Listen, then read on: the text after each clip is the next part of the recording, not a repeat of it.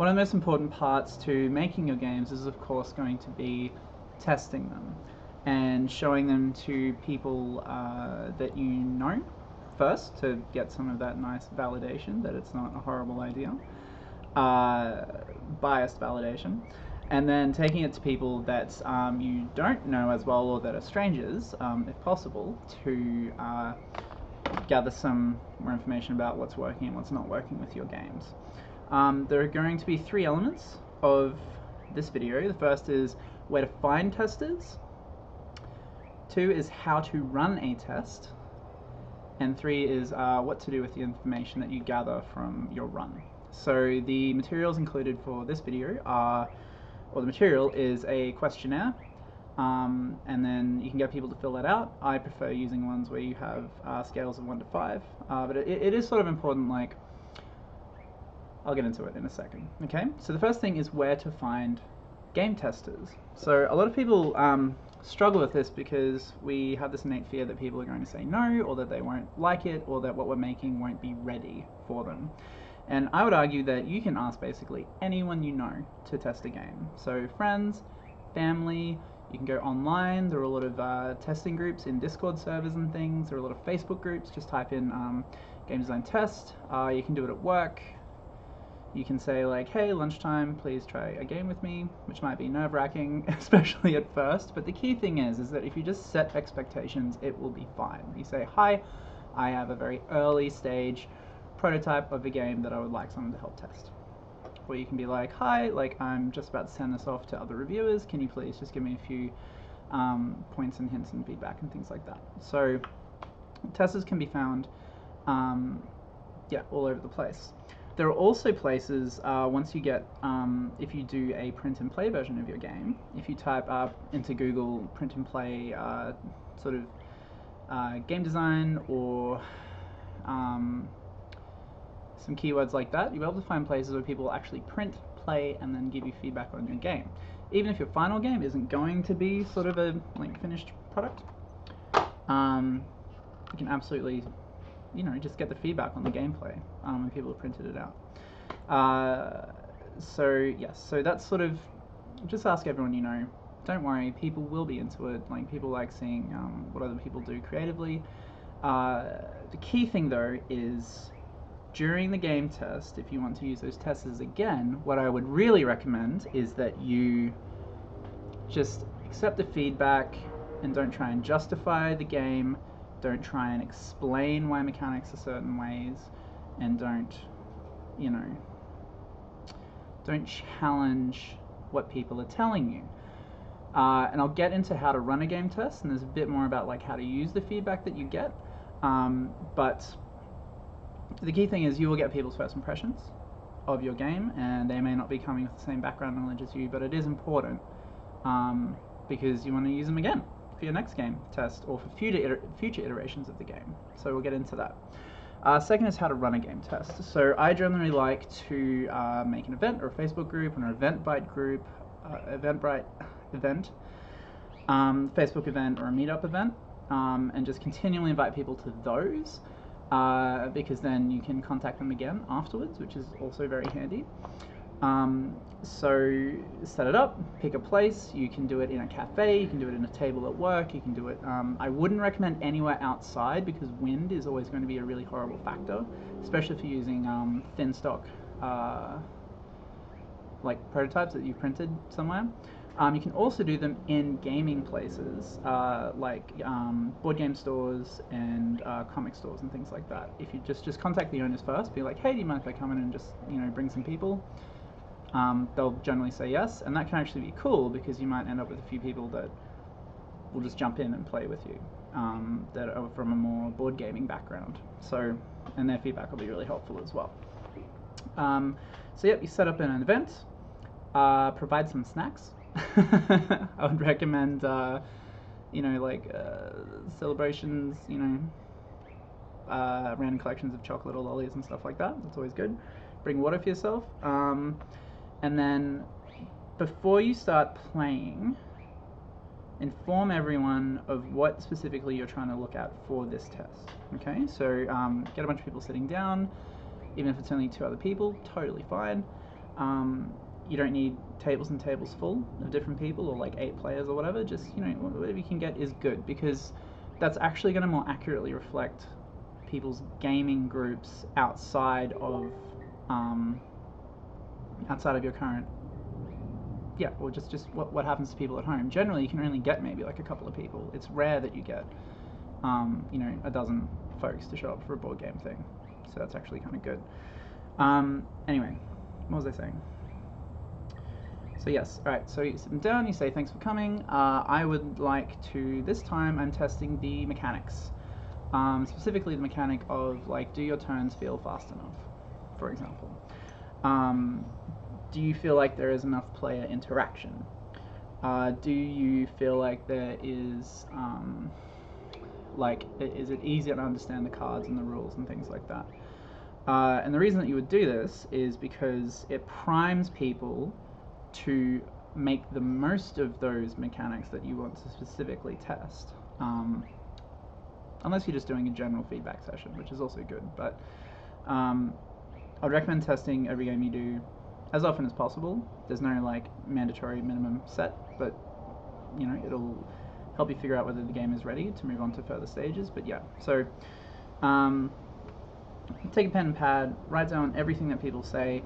And one thing that I'm going, again, do not argue with or challenge what people are saying during your playtest, both because you want them to come back, and also because I'm about to tell you how to use the feedback that they give you, which will often come in the form of suggestions for how to change the game or things to add to the game.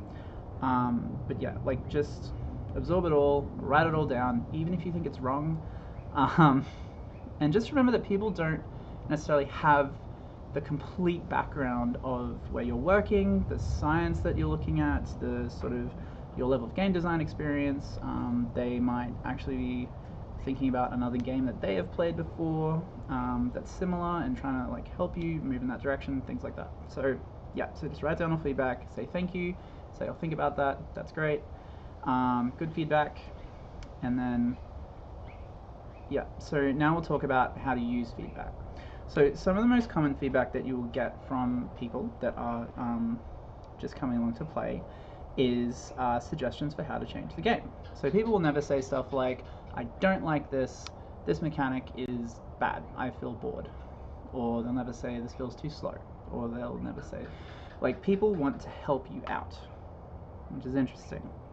Unless they're like people that are not nice. And that's happened to me. Someone's flat upset my game is boring and they don't like it, and I was like, well, thank you for that feedback. I'll just ask someone else then. No, it was good feedback, but anyway, I'll get into it. So regardless of the form of feedback comes in, people will generally not tell you the actual problem that they are encountering. They will try and help you by offering a solution to that problem without actually telling you the actual problem. So for example, for Virtual Reef Diver, we had a situation where a tester played it and they said this game would be better if you had to spend money on different cards and things like that to look at them. So to replicate essentially like the funding model, like how universities need to get funding to send out expeditions to look at things and bring it back and stuff like that, which was like, it was a very cool suggestion, but maybe not obviously, but that sort of was counter to the level of complexity that I wanted for the game, and we didn't really want to emulate that kind of concept necessarily to high school audiences and so on and so forth. And also the game needed to just be cards, so we couldn't have currency, and it was this big thing. So it was a nice suggestion.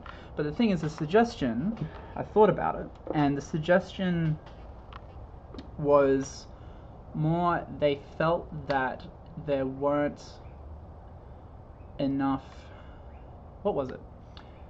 They weren't feeling like there were enough choices that you had to make during the gameplay. Like that particular player wanted more choices for what they could do each turn. And this was prior to having the action cards and the emergency, the reef disturbances, which sort of you need to collect and do that kind of thing. So they suggested like a monetary thing, which is really good. Turns out the concern at the core of that was that they wanted more choices. We were able to actually take that and add in things that were more educational in terms of what data scientists do, rather than sort of introducing a system that was not where we wanted to sort of push the game idea into the economic side of it. We wanted it to be more about the science. So we added, reef disturbances, like things that go wrong on the reef, and then the actions that you can take and the equipment you can use to solve those problems. And so that provided more choices, and as a subsequent playthrough with that player, they were like, yeah, this is great.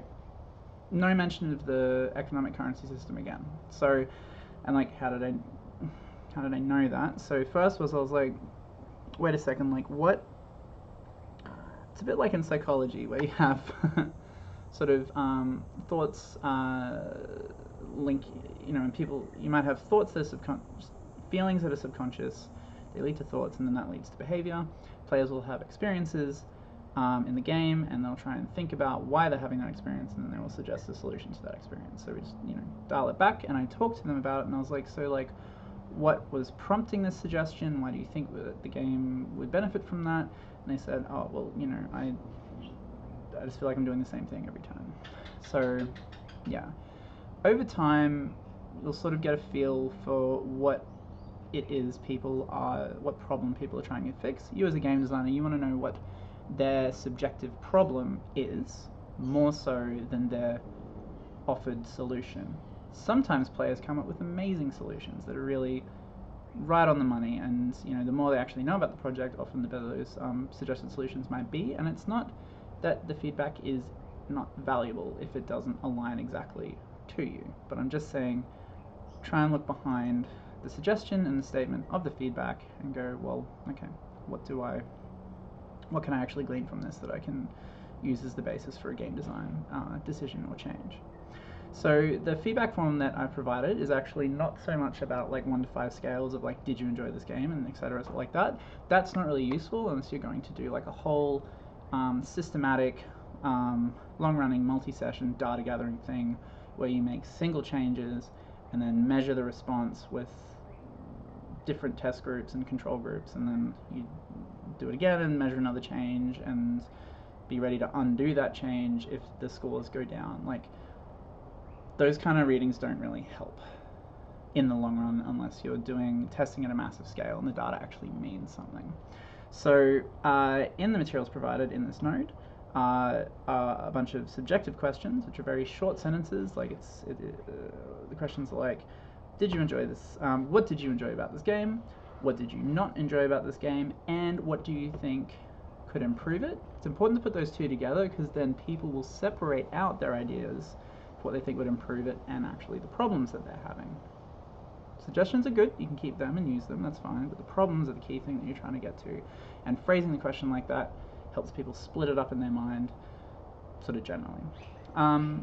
Yes, so in printed materials there's a little bit more of an explanation of all the questions, but other than that, those are my 3 general recommendations for how to test with everyday players.